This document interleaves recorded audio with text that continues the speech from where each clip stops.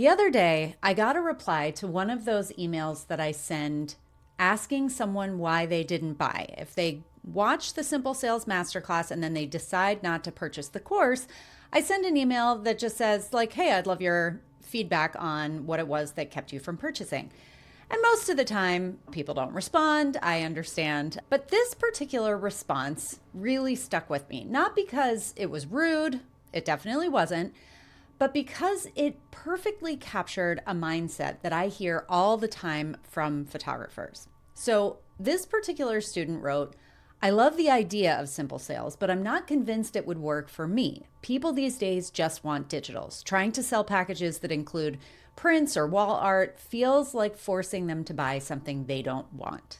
So, first of all, I always appreciate it when someone actually takes the time to respond to my emails. Most of the time, I think people assume that the fact that those are part of a sales sequence or that they're an automated email means that I'm not actually paying attention to how they respond. But I really am, and I try and respond to all of those people as well. But, maybe they worry that if they respond, I'm going to try to poke holes in their argument, whatever. I don't. It's not that. Truthfully, I just want to hear where it is that people are getting stuck.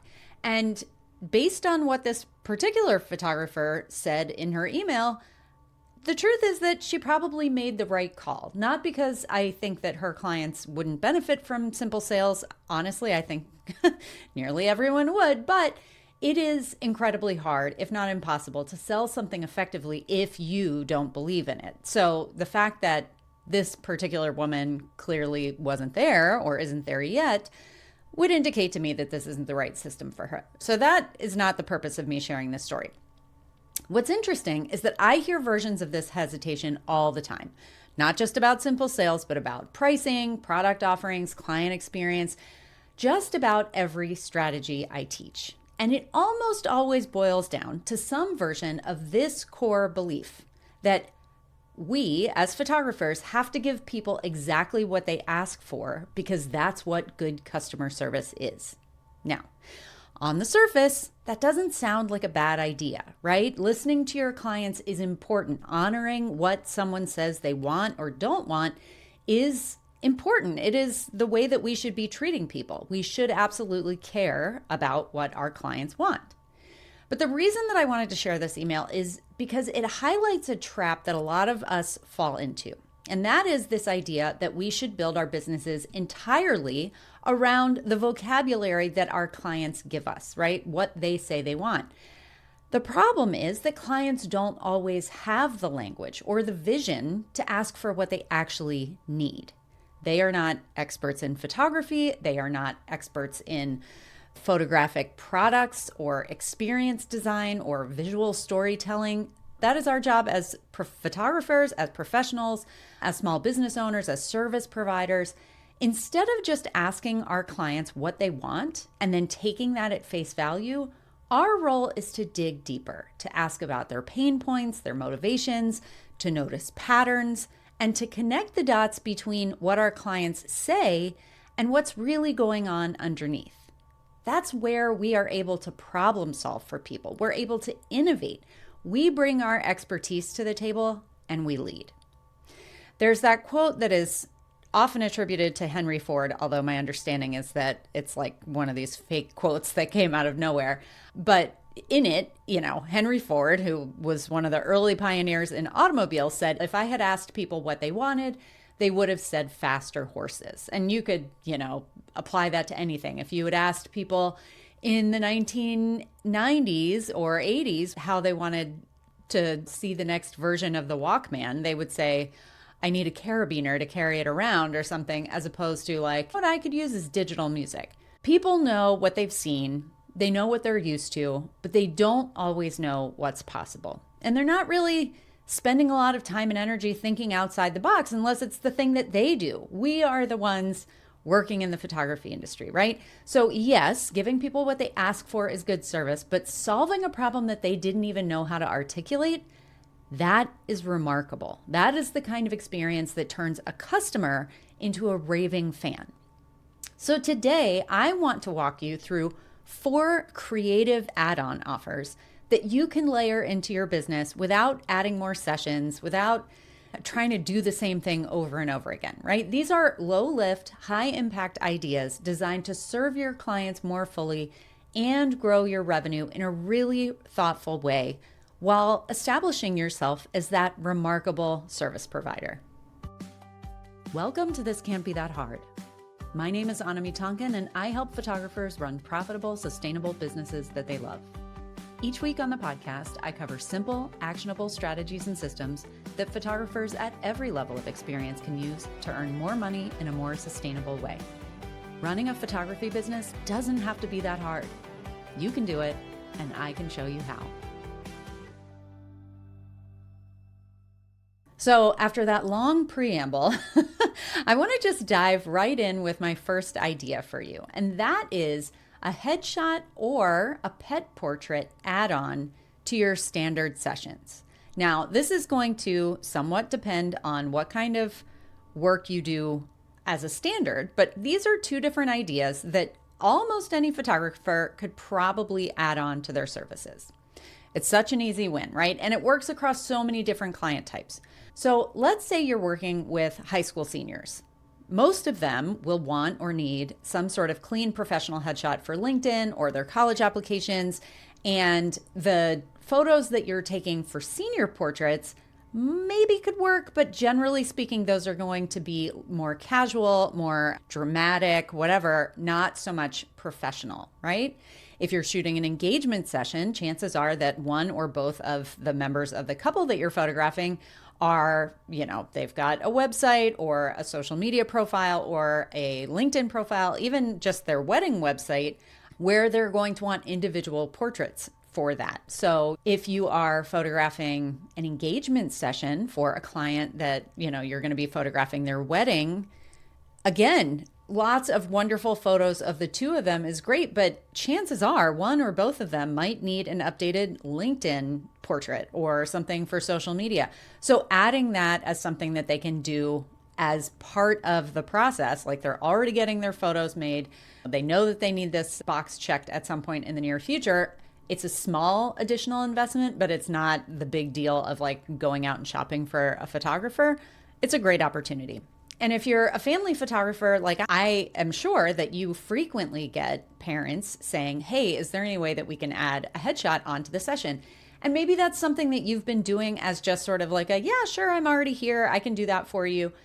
I would very strongly suggest that instead of letting them come to you and say, hey, can you do this for me?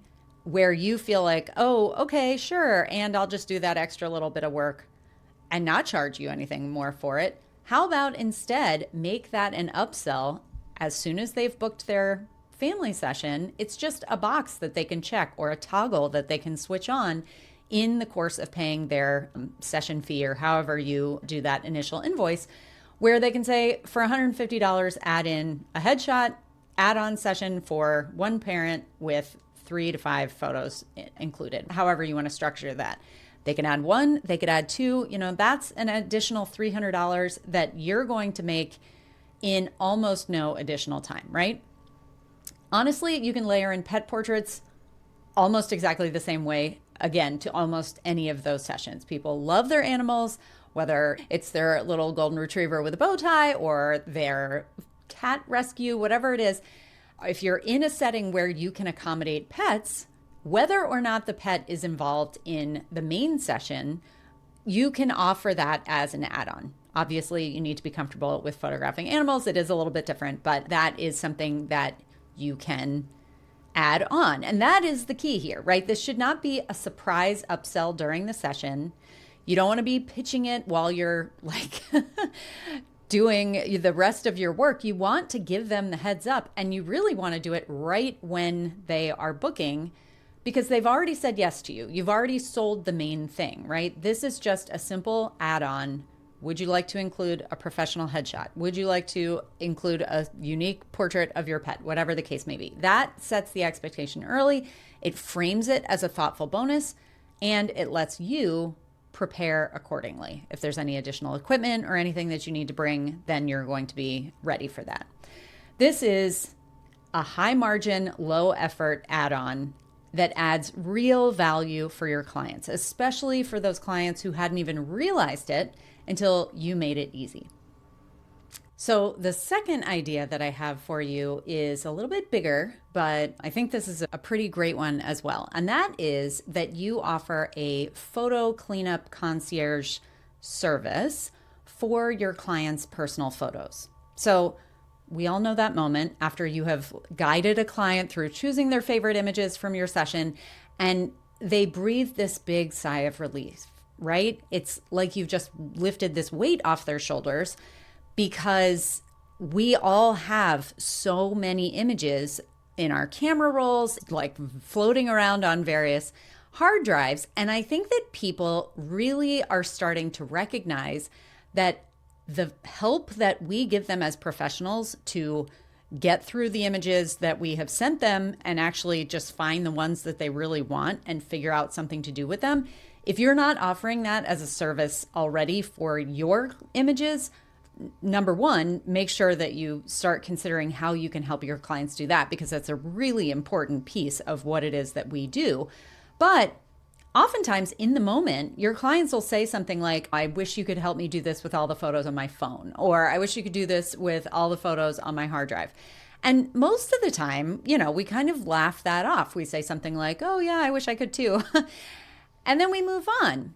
But we don't have to move on, right? What if we took that very real need, because again, let's be honest, most of us are drowning in digital photo clutter, and we turned that into an actual offer.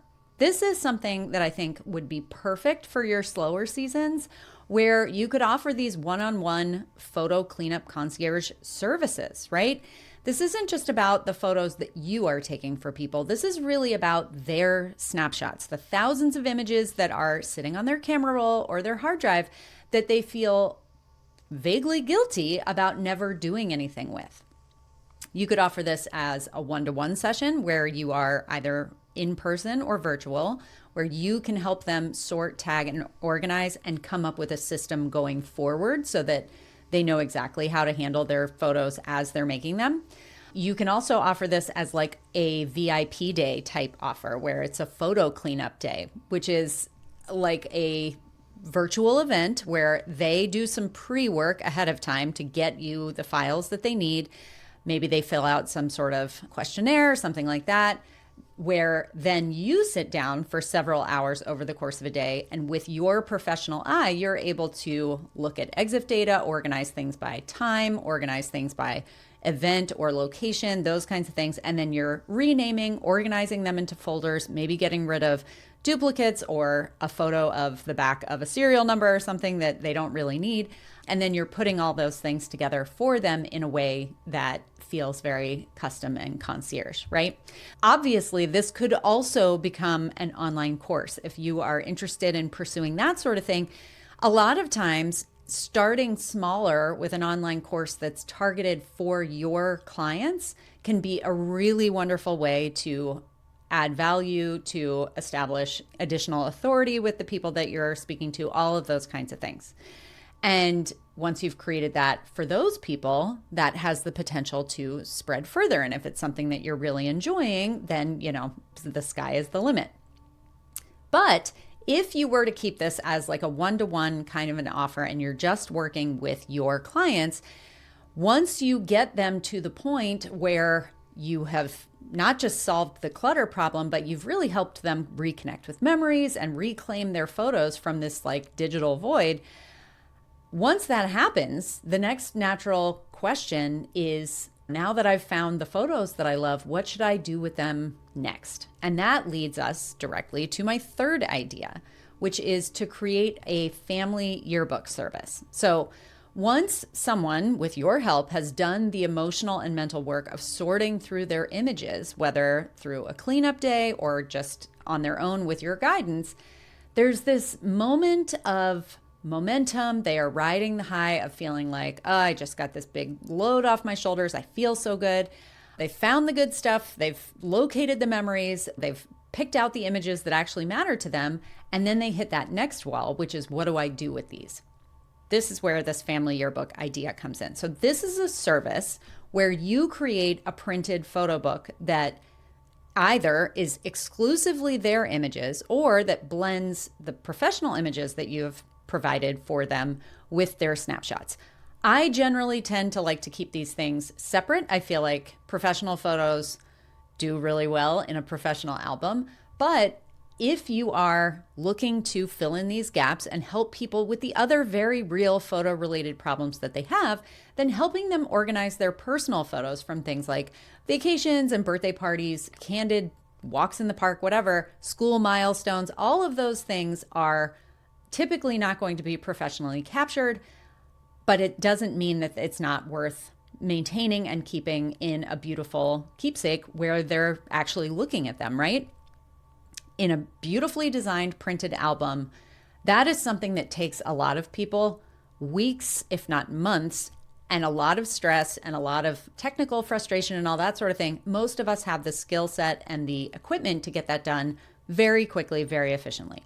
So again, you can offer this in a few different ways. You could offer it as a standalone product that they can order anytime.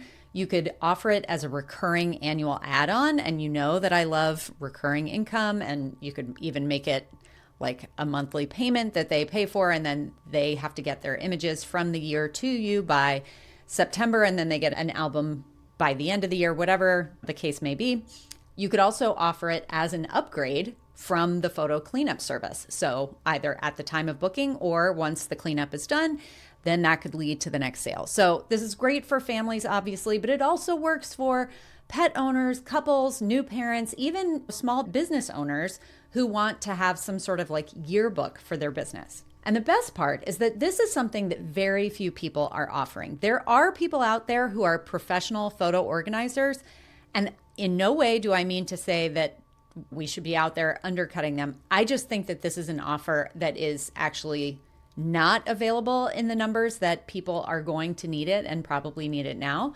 It's still a fresh idea, right? It feels incredibly bespoke and high touch. And if someone already trusts you because they work with you as a photographer, then it's an easy upsell. And once you start doing this, the number one thing is that you pay attention to the organization piece of it and systematize as much as possible, because that will, in the beginning, it's probably going to feel kind of messy, and you need to figure out kind of your workflow on that, because that will make it highly repeatable. After the person who hired you to do this purchases an album, you can also offer gift copies for grandparents. You can create a special version for a graduating senior, or build in a spot for legacy notes and letters and all that sort of thing. And actually, legacy notes and letters leads me into that final offer that I wanted to tell you about, which is this idea of a legacy story add-on. So this is actually something that I started doing, and for a while early in my business was offering to my wedding clients. And I love this idea. I never fully pursued it, and it's one of the regrets of my photography career. So the next best thing is sharing it here with you. This isn't a flashy idea. It's not a complex idea, and it's not a unique idea. I mean, there are people out there doing it, but the impact is huge. The idea is pretty simple. Basically, you help your clients add a deeper layer of meaning to their photos by including personal stories, memories, messages, whatever, from the people who matter most in that particular scenario. So obviously, if you are a filmmaker, family films or wedding films, whatever, it's got a similar vibe where you're including, it's a multimedia experience, right? But it doesn't have to be video. It also doesn't have to be sort of professionally done. This could be as simple as recording voice memos from parents and grandparents for a newborn. It could be asking parents and grandparents or siblings or aunts and uncles or whomever to write notes to a newborn. All those same people could write notes to a new married couple. It could be a collection of short letters from the bridesmaids and groomsmen that get included in the wedding album. It could be letters from friends to a graduating senior that get put in their album, a la a yearbook, like a signed yearbook, but just a much higher level experience. This is, again, doesn't have to be full documentary mode, right? You are just giving people a way to pair emotion and words with this beautiful imagery that you are creating. And again, it works beautifully across niches. So weddings and newborns, super easy. You can include transcribed vows, you could do toasts, you could do love letters in the album. Newborns, again, this could be notes from parents or grandparents to the baby. Seniors, gather messages from friends, teachers, family members. You could do this on the sly with the parents and surprise the senior. And this is not only adding value, but it is basically locking you in for providing an album sale. And then family sessions, again, include a short interview with the parents about the kids at that particular stage. You could have them fill out a form ahead of time talking about various family traditions, favorite memories from that year. And then you include that in an aesthetically beautiful way in their album. And the best part about this is that you don't have to facilitate all of this live, right? It can be done asynchronously with homework, or you send people a way to record a voice memo or just a written message is just as easy, right? And then you include the final product. I'm sort of leaning on albums here, but this could be a keepsake box. It could even be like a private online gallery with audio files attached and things like that. But my inclination is don't make this hard. Don't make it time consuming. Just turn it into, instead of just photos, this really turns into like a generational heirloom kind of a product. And it positions you not just as a photographer, but as someone who sees the whole story, not just that like pretty picture. So there you have it, 4 creative, semi-low lift, but very high value offers that can bring in additional revenue, in many cases in the off season, without adding more sessions to your calendar. This is work that you can add in the middle of the day on a Tuesday, right? But here's the thing. These are just 4 ideas. There are infinite possibilities when you start looking at your business through this lens. When you stop asking, what do people say they want? And start asking, what problems are my ideal clients carrying or experiencing that I am equipped to solve? Being creative in your offers isn't just about making more money. It really is about positioning yourself as more than a service provider. You are being that thoughtful guide, that trusted advisor who leads with intention. And even if your clients don't initially jump at these offers, you're putting them together, you're learning how to talk about them, they're like, I'm not sure. Please don't take that as a firm, final, no, this is a terrible idea. Even if they don't bite on the add-on or the extra offer, it starts to change how people see you.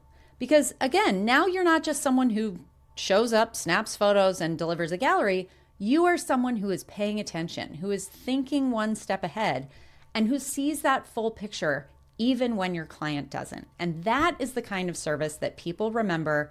It's the kind of business that people come back to and tell their friends about. And ultimately, it is the kind of service that people decide that they want. It drives the demand for those services, and it gets in their brain, and then that's what they're asking about next year. So put these options out there, pick one, kind of put together a business plan around it. I would challenge you to incorporate this. It makes you a stronger, better business owner, and hopefully one who's making more money. That's it for this week's episode of This Can't Be That Hard. I'll be back same time, same place next week. If you like the show, be sure to check out thiscan'tbethathard.com to explore all the resources we have for photographers. And of course, it would mean the world to me if you would leave a review of the show on iTunes or Spotify. As always, thanks so much for joining me. I hope you have a fantastic week.